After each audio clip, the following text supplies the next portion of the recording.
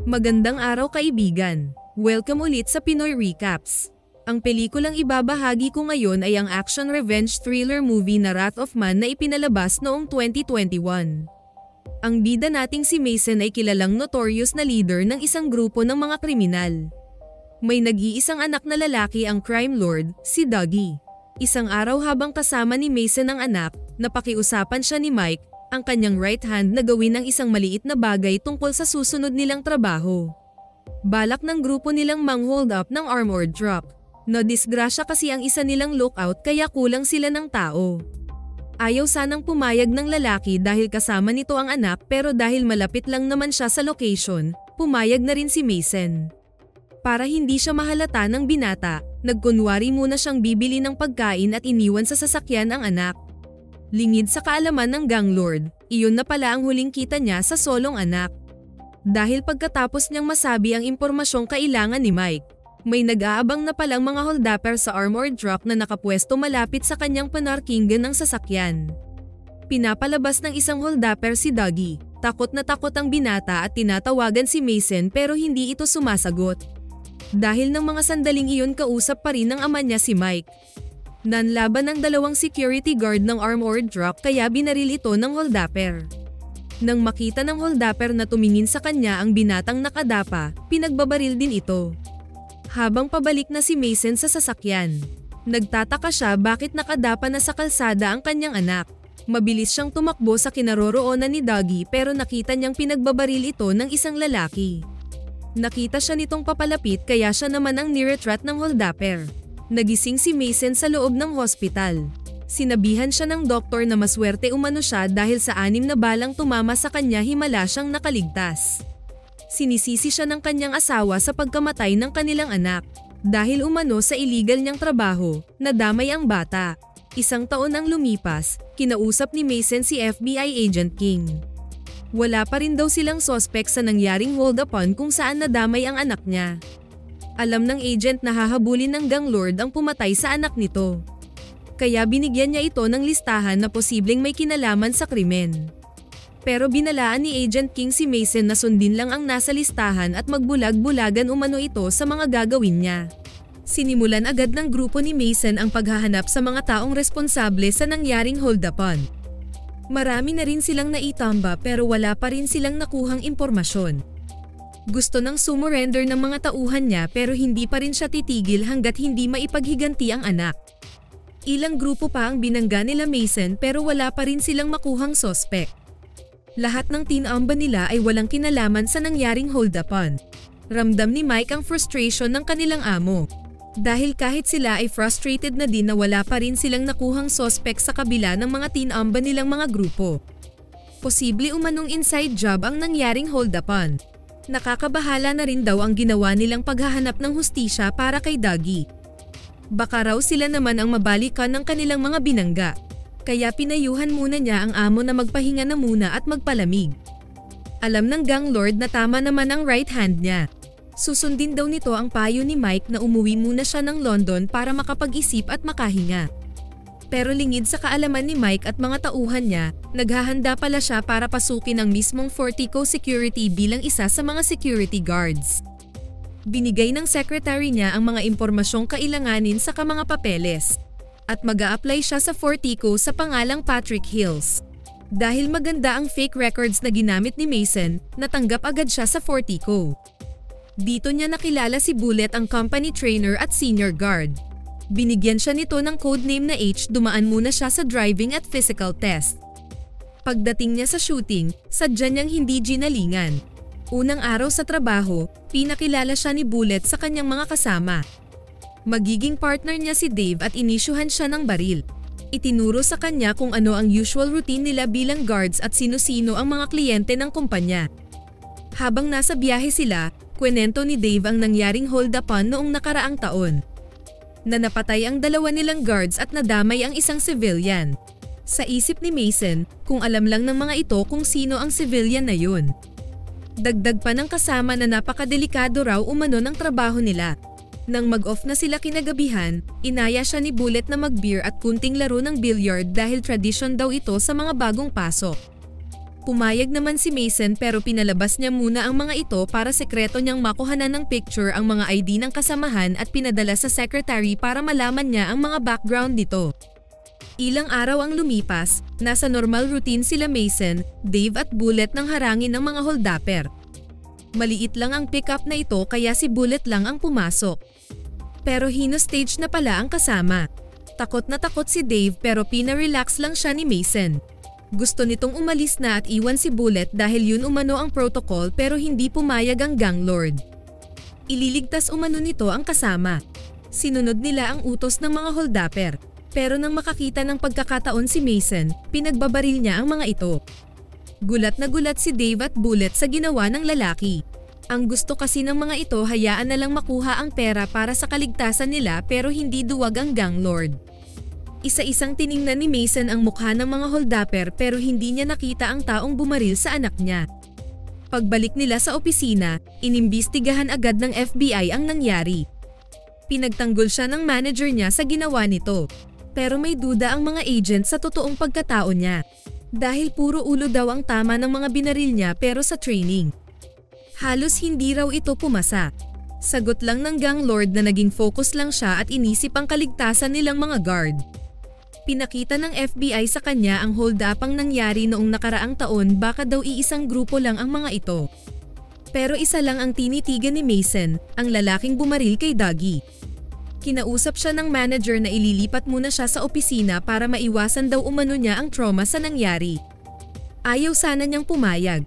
Buti na lang lumapit ang may-ari ng kumpanya at binati siya sa kabayanihang ginawa. Pinauwi na siya nito para makapagpahinga. Pag-alis niya, sinabihan ng may-ari ang manager na e-promote si Mason.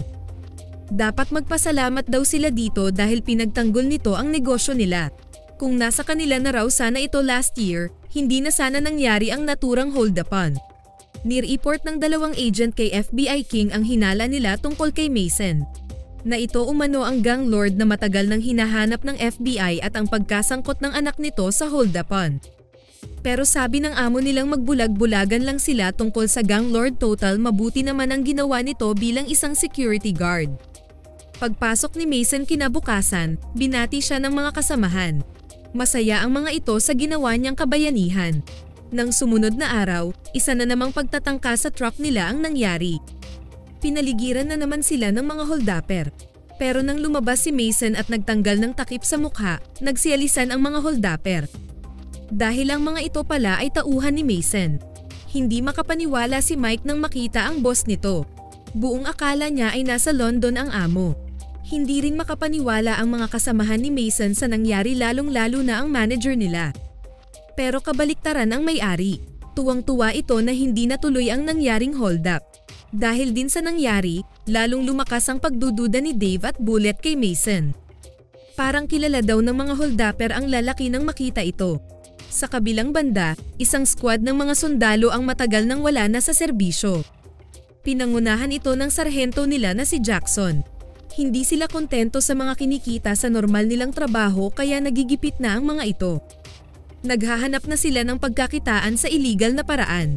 Tinamba nila ang amo ng isa nilang kasama na hindi nagbibigay ng overtime pay. Pero maliit lang ang naging hatiyan nila dito kaya pinasok nila ang pangho-hold up ng armored truck. Pero di ganun kalaki ang nakuha nila sa unang truck kaya naghanap pa sila ng mas malaki. Dito nila nakilala si Bullet. Kaya ang nangyaring hold-upan noong nakaraan taon ay trabaho ng squad ni Jackson. Dahilan bakit walang nakitang sospek ang grupo ni Mason nang galugarin nila ang mga kabaro sa kriminalidad dahil walang pang nakakilala sa squad ni Jackson. At ang tauhang bumaril sa anak ni Mason ay ang pasaway na si John, may saltik ang lalaki kaya mahirap itong pagkatiwalaan. Matapos ang isang taon, nagplano ulit ang squad na tirahin ang Fortico, sa tulong na naman ni Bullet. At sa pagkakataong ito, hindi lang armored truck ang titirahin ng squad kundi ang buong depo ng security company. Itatapat nila ang planong hold-upan sa Black Friday kung saan mas malaking pera ang kukolektahin ng mga armored truck sa mga kliyente. Umaga ng Black Friday, dito na sinabi ni Bullet kay Mason ang mangyayari ng araw na iyon. Na sila ding grupo ang tumira last year na kinasawi ng 2 guards at nadamay ang anak niya. At sinabi na ng lalaki ang buong plano. Kailangan lang daw nilang sumunod sa mga sasabihin ng squad para mabuhay. At kung sakaling hindi raw siya papayag sa plano ng grupo, papatayin siya ng mga ito. Ang hindi alam ni Bullet ay ito na iyong matagal na inaantay ni Mason. Ang makita ang taong bumaril sa anak niya. Ilang oras ang lumipas, sinakay na nila Bullet sa likod ng armored truck ang tropa ni Jackson. At dito nakapasok ang mga holdapper sa depo ng walang kahirap-hirap. Tinutukan ng baril lahat ng guards at gaya ng sa plano, ginawang hostage ng mga ito si Bullet. Ngunit pagdating nila sa main gate, imbes na buksan ng guard ang malaking gate, hinampas nito ang alarm. Nagulat ang mga gwardya sa may armory. Dito na nagkapalitan ng putok. Dahil naka-bullet plates ang mga holdapper, nahirapan ang mga gwardya hanggang maubos na sila ng tropa. Sinira nila ang gate ng safe at nang mag-umpisa na silang maglagay ng pera sa bag, dito na kumilos si Mason. Una niyang niligpit ang sundalong malapit sa kanya. Binaril niya ito sa paa at sinakal. Sa kanito pinakawalan si Dave at ang manager nila. Habang paparating pa ang mga pulis at SWAT team, nakipaglaban din ang ibang guards. Ngunit nang makita ni Bullet na kailangan na niyang tumulong sa squad ni Jackson, pumunta siya sa mga kasamahan at nanghingi ng baril. Inabutan siya ng kasama. Saka ito walang awang binaril ang dalawang kasama sa likod ng ulo. Pasakay na sa armored truck ang natirang mga holdapper ng pagbabarilin ito ni Mason. Pero napatigil siya nang biglang sumulpot si Bullet sa may likuran niya. Niretreat siya nito. Akala nito patay na siya kaya umalis na ang lalaki. Nang mapansin ni Bullet na si Dave na lang ang natira, tinawag niya ito para lumabas. Nagdalawang isip itong sumilip muna sa kalumabas pero sinalubong siya ng bala ni Bullet. Pinasok nito ang huling bag ng pera sa armored truck saka na sila umalis. Tatlo na lang silang natira, si Bullet, Jackson at Jan. Sinundan sila ng patrol cars pero planado na nila paano sila makatakas dito. Pagpasok nila sa basement ng isang building, inactivate nila ang mga bollards nito at sinarado ang pinto. Akala ng mga pulis ay natrap na ang mga holdapper sa basement pero may sekreto pala itong lagusan. Nilaipat nila sa isang trolley ang pera at dinala sa elevator. Nagpaiwan si Jan para alalayan umano si Jackson dahil may tama ito. Pero dahil sakim si Jan gusto nitong suluhin ang pera. Pinatay ng lalaki ang boss niyang si Jackson. Nagdududa man si Bullet sa kasama pero sumabay na lang siya dito. Nagmamadali silang ilipat ang pera sa dalawang ATV at binaybay ang hindi pa tapos na tunnel. Pagdating nila sa bungad ng tunnel, ipinasok ni Bullet sa naka-standby na sasakyan ang ilang bag ng pera habang binubuksan naman ni Jan ang gate. Pareho silang may balak patayin ang isa't isa pero mas mabilis ang kaswapangan ni Jan. Naunahan nito si Bullet. Habang nakalabas na si Jan sa highway, saka palang nakapasok sa basement ang mga pulis. Dito na nila nalaman na marami palang lagusan ang naturang basement. Ilang oras ang lumipas, nakaligo na si Jan at umiinom ng alak. Nakarinig siya ng nagri-ring na cellphone. Dinukot niya ang CP sa bulsa pero hindi naman ito nagri-ring. Sinundan niya ang tunog nito na nasa ilalim ng isang bag. Nang hoiin niya ang pera nakita niya ang tumutunog na cellphone. Dito na nagsalita si Mason. Sadya nitong nilagyan ng cellphone ang bag para matrace siya ng gang lord. Nagulat si Jan kaya tinanong niya ito kung dahil ba sa pera kaya sinundan siya nito.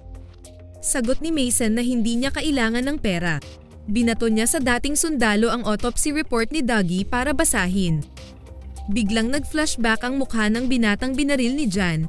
Dito na siya binaril ni Mason sa mga parte ng katawan na tinamaan niya kay Dougie. Ang atay, baga, lapay at ang puso. Nang masigurong patay na si Jan, bumaba na ng elevator si Mason.